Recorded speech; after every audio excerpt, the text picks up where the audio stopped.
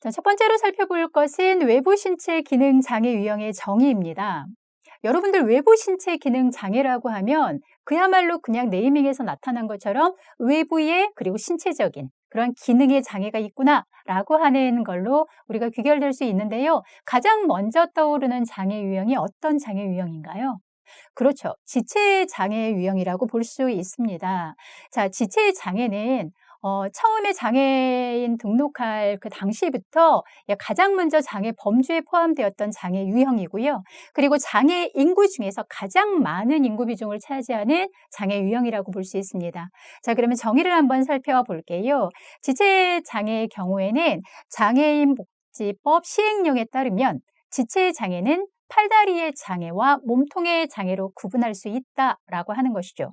흔히들 사지라고 하죠. 그래서 팔 2개, 그다음에 다리 2개, 여기에 장애가 있는 경우, 그리고 팔, 다리 외에 몸통에 장애가 있는 경우 이렇게 구분을 할 수가 있다라고 하고요. 또한 지체 장애란 팔다리와 몸통의 위해로 본래의 기능 수행에 제약이 가해지는 상태이다라고 이야기할 수가 있습니다. 자, 정리를 해보면 사지의 장애와 그다음에 몸통의 장애를 가지고 있는 자, 이러한 사람들이 지체 장애를 가지고 있는 사람들이다라고 정의해 볼 수 있겠네요. 자, 위해의 종류는 경한 수준의 기능 장애뿐만이 아니라 절단과 같은 영구적인 기능 손상까지 포함한다라고 얘기했는데요. 이렇게 설명을 하면 무엇인가 감이 이렇게 딱 안 오죠. 경한 수준, 경미한 수준이라고 하면 어떤 것을 이야기할 수 있냐면 엄지손가락 하나의 기능을 이룰 수 있는, 즉 엄지손가락 한 개의 기능이 마비되거나 아니면 기능 손실이 있을 경우에부터 지체장애로 판정이 되고요. 절단이라고 하는 것은 엄지손가락에 한 마디가 있잖아요. 이 마디는 관절이 꺾이는 부분을 이야기하죠. 이 한 마디 이상의 절단이 있거나 영구적인 기능 손상이 있을 경우, 또는 엄지손가락을 제외한 두 손가락의 두 마디, 이 마디가 절단이 되었거나 영구한 기능 손상이 있을 경우부터 지체 장애로 포함된다. 그래서 굉장히 중증의 장애를 우리가 생각을 해보면 사지 절단 장애들도 있을 거고요. 여러분들 흔히 보시는 전동휠체어를 타고 다니시는 그 많은 분들이 지체 장애를 가지시는 분들, 중증의 장애를 가지시는 분들이라고 볼 수가 있습니다. 자, 뇌병변 장애라고 있죠. 뇌병변 장애의 정의를 한번 살펴보도록 하겠습니다.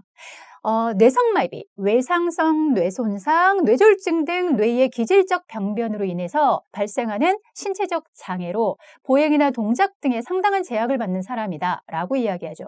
예전에 소아마비라고 했었죠. 이 소아마비라고 하는 이 뇌성마비와 뇌졸중 환자들, 여러분들 뇌졸중 환자들은 주변에 굉장히 많이 이렇게 볼 수 있는 그러한 질환이라고 볼 수 있는데요. 노인 인구가 많아지고 그리고 노인성 질환이 많아지면서 이러한 뇌병변 장애에 대해서 지체 장애에서 분리해서 1999년도에 장애 범주, 별도의 장애 범주로 지정을 했고, 그리고 2011년 실태 조사 때부터 그 현황이 파악되기 시작한 게 바로 뇌병변 장애라고 볼 수가 있습니다.